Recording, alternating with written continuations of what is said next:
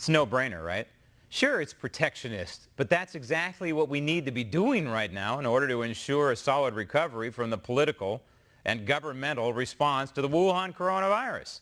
And after the economy recovers and we are hitting on all 8 financial cylinders again, fine. Let them back in. Joining me now from Dallas, Texas, financial expert, co-founder and chief strategist of GDP Advisors and Daily Ledger contributor, Seth Denson. Seth, sure, of course, in this country, we always want the best and the brightest, right?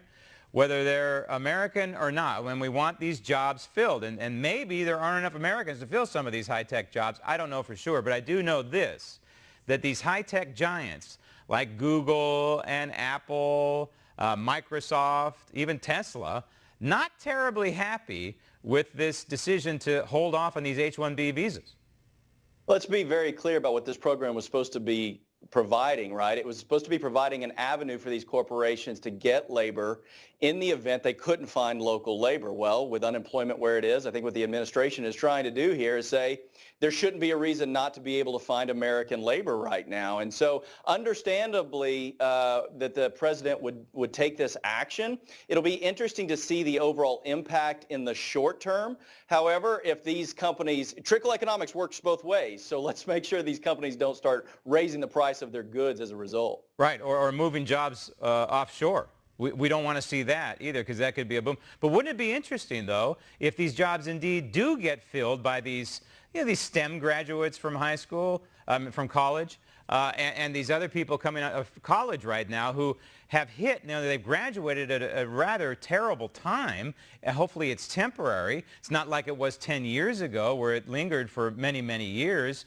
But wouldn't it be interesting if they hire these graduates and they may stick with these jobs?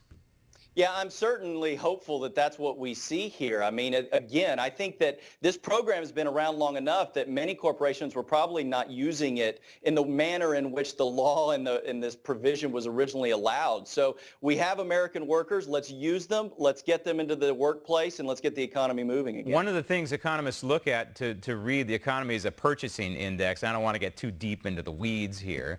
But when we look at the U.S. economy and we look at the global economy, there are signs on the macro level, on the global level, that this purchasing is beginning to bounce back, which again is an indicator of good things to come in the future. Yeah, I mean, again, as you think about how the world turns, right, we're starting to see the areas of our global markets where the coronavirus hit earlier than it did here on our shores. Their purchasing is starting to go up. Those are certainly good indicators. I think we all need to proceed with cautious optimism. But again, let's get our economy going. We'll bounce back. And what do you see now? The gross domestic product reading for Q2 is going to be coming out maybe about 3 weeks or so. What do you see with that number? How bad is it going to be? Well, it's certainly not going to be what we've been used to seeing in the past few years. And so I don't know exactly where that's going to ultimately come out. But again, I think all indicators are that the slowdown is slowing down. And so we're going to see a bounce back pretty quick. And overall, I think when we look at the year 2020, it's going to be bad. It's not going to be a great year GDP-wise, but I think it's not going to be as bad as it is right now. Seth, thank you.